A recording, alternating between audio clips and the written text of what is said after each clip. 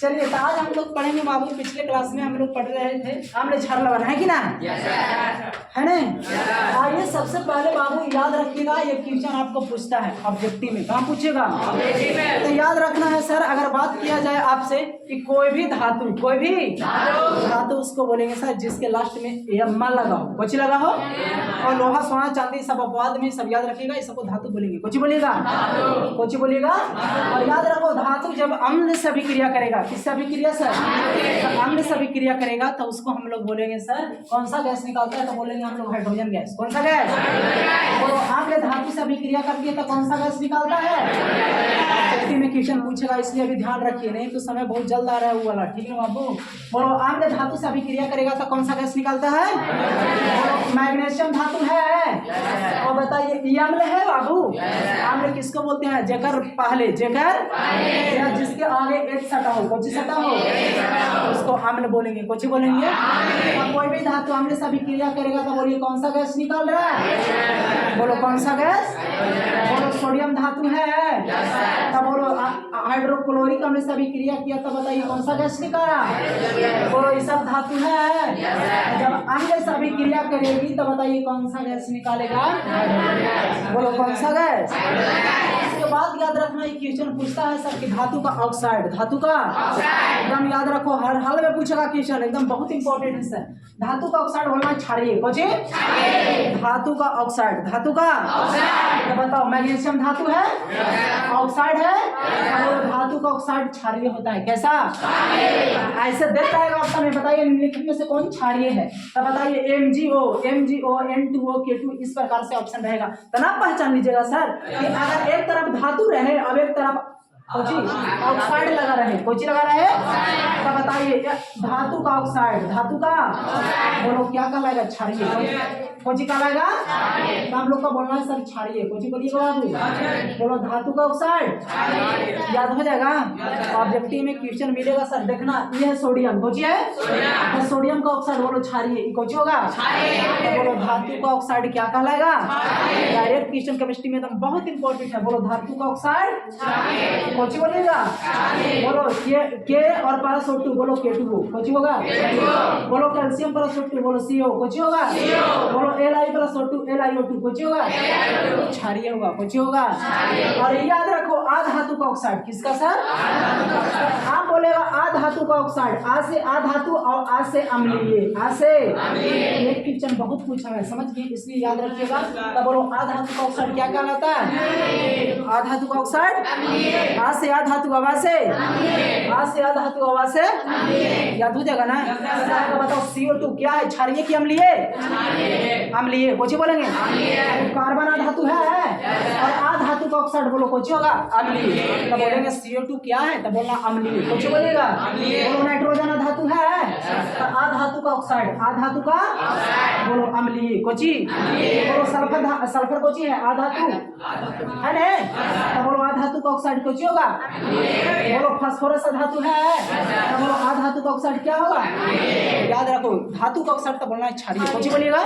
और आ धातु का ऑक्साइड आ से आ धातु हवा से, याद हो जाएगा ना, इसको याद रखना है सर। उसके बाद उभयधर्मी, ये बहुत इंपॉर्टेंट है, एकदम याद रखो, तो 90% पूछेगा सर, समझ गए बाबू, एकदम बहुत इंपॉर्टेंट है। ऑब्जेक्टिव में ज्यादातर ये सब पूछता है, समझ गए। तो उभयधर्मी ऑक्साइड बोलेंगे उसको जिसमें अम्ल और क्षार दोनों का गुण मौजूद हो, जिसमें अम्ल और क्षार दोनों का।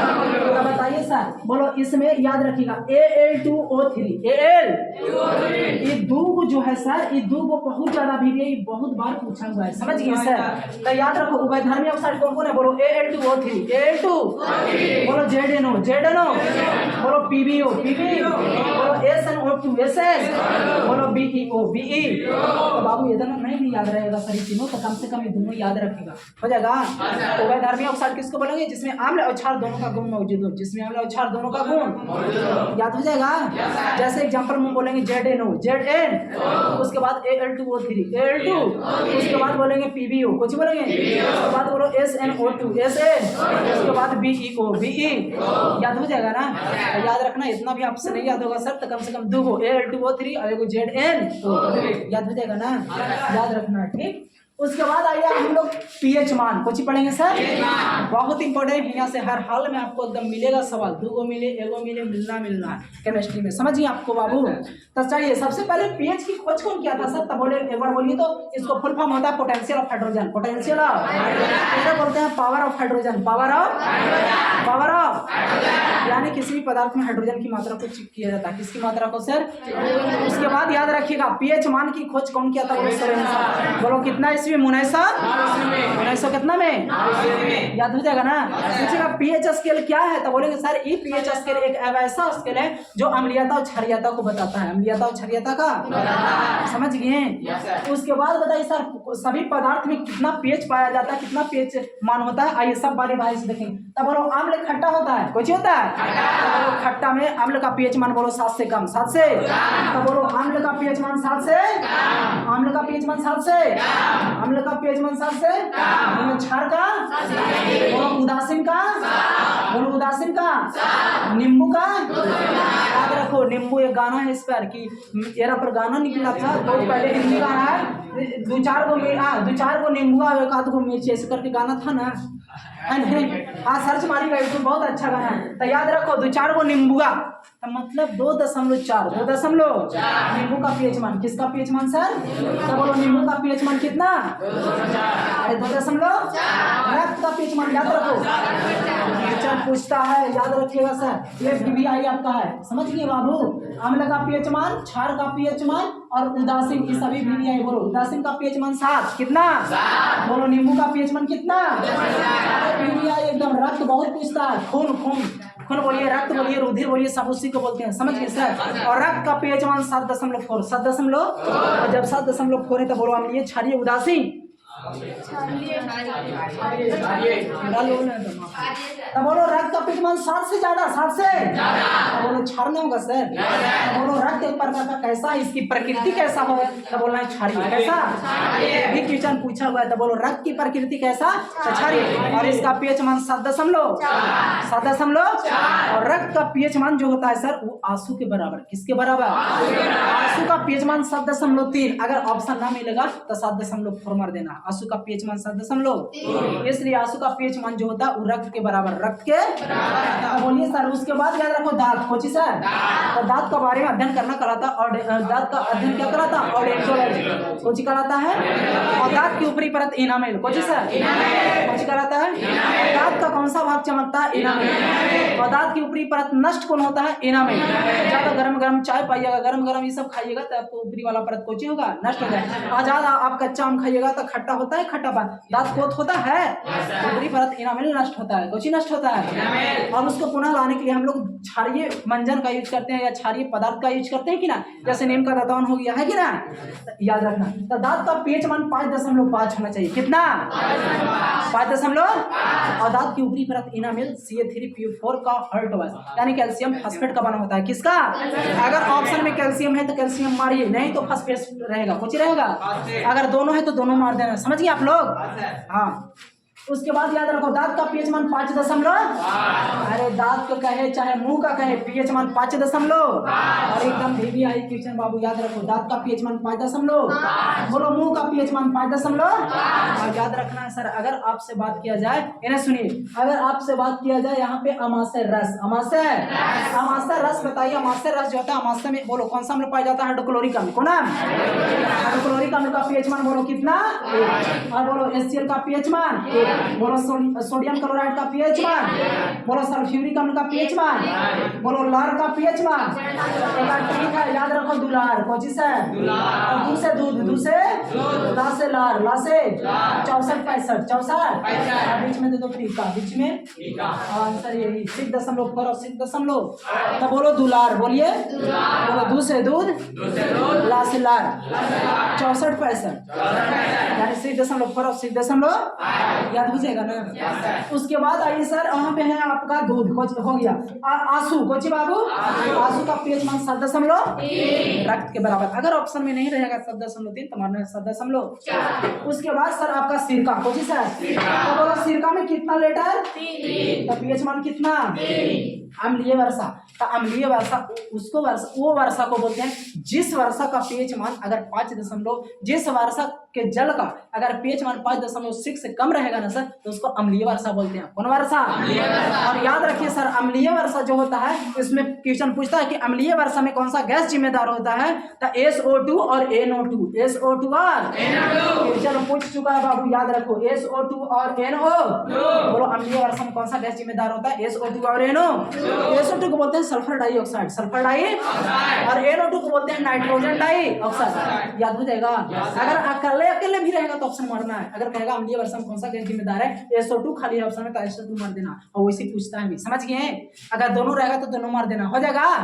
इसी और यही वर्षा को, इसी वर्षा से जब बाबू अगर अम्लीय वर्षा होगा तो इससे बाबू बहुत सारे क्षति हो जाता है कि नहीं, फसल हो जाए जो हो, तब वो अगर बाबू उसी से होता बाबू कुष्ठ रोग। कौन रोग, और यही कुष्ठ रोग को बोलते हैं हम लोग हेंसन रोग। कौन रोग बोलेंगे, याद हो जाएगा ना, इतना बात याद रखिएगा। तो बोलो अम्लीय वर्षा का पीएच मान 5.6 से 5.6 से, अगर याद रखो अगर वर्षा जल का पीएच मान, बोलो जल दासीन है कोची है, तो इसका पीएच मान 7 होता है। कितना सर, और शुद्ध जल का पीएच मान भी कितना, 7। कितना, अगर बात किया जाए बाबू अशुद्ध जल कोची बात किया जाए, बोलो पीएच मान कितना, 7। बोलो समुद्री जल का पीएच मान 8.8, शराब का पीएच मान 2, शराब का पीएच मान 2। बोलो टमाटर का पीएच मान, टमाटर का, बोलो मानव के VVI क्वेश्चन है सर। मानव अगर पूछे आपसे कि मानव शरीर के पीएच का परास, आपका बॉडी का जो पीएच मान की परास कितना होता है, तब बोलेंगे 7.0 से 7.8, 7.0 से 7.8। याद रखिएगा, क्वेश्चन बहुत इंपॉर्टेंट है, हो जाएगा ना। उसके बाद बोलो याद रखिएगा मूत्र कोची बाबू, तो याद रखो मूत्र का रंग पीलापन, बोलो यूरोक्रोम कोची बोलेंगे, कोची बोलिएगा। और मूत्र का याद रखेंगे बाबू, मूत्र दुर्गंध, मूत्र जो गंध होता है वो किसके कारण, बोलो अमोनिया कारण। किसके कारण, दुर्गंध किसके कारण देता है, अमोनिया का सूत्र बोलो NH3 कुछ बोलिएगा।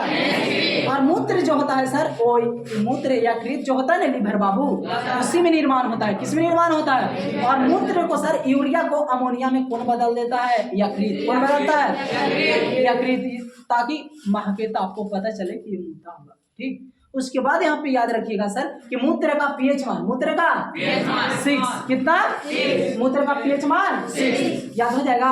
और किसी एक बीमारी होता है सर, अगर किसी के साथ अगर मूत्र के साथ अगर रक्त निकल जाएगा, मूत्र के साथ मूत्र के अगर ब्लड भी आ जाएगा तो उस बीमारी का नाम है हीमेटुरिया, कुछ नाम है। लेकिन उल्टा कभी हो जाएगा सर कि अगर ब्लड के साथ मूत्र निकल के आ जाएगा तो उस बीमारी का नाम है यूरेनिया, कुछ नाम है, कुछ नाम है। यहाँ से क्वेश्चन याद रखिए, हो जाएगा। उसके बाद आ जाइए सर HNO3 का पीएच मान 3 कितना, और उसके बाद मिट्टी का पीएच मान 7 कितना, और चूना जल का पीएच मान 11, चूना जल का पीएच मान, और चूना जल बोलते हैं सर किसको, तो बोलेंगे CaOH का हॉल्ट है, CaOH का, अरे बोलते हैं सर चूना जल। कौन जल, अरे बोलते हैं हम लोग भाखरा चूना। कौन चूना, याद हो जाएगा ना।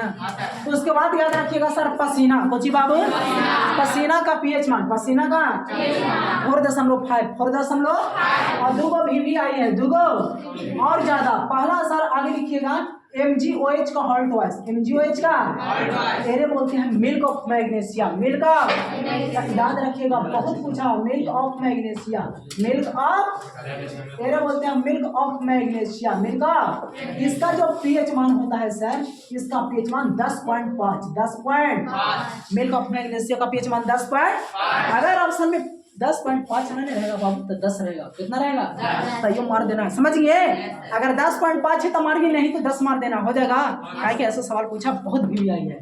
उसके बाद आगे याद रखो NaOH, NaOH का पीएच मान होता है 14, कितना? 14। सबसे ज्यादा पीएच मान होता है सोडियम हाइड्रोक्साइड का, NaOH का। याद हो जाएगा ना, तो याद करके आना, बाकी फिर नेक्स्ट क्लास में आप लोग से मिलेंगे।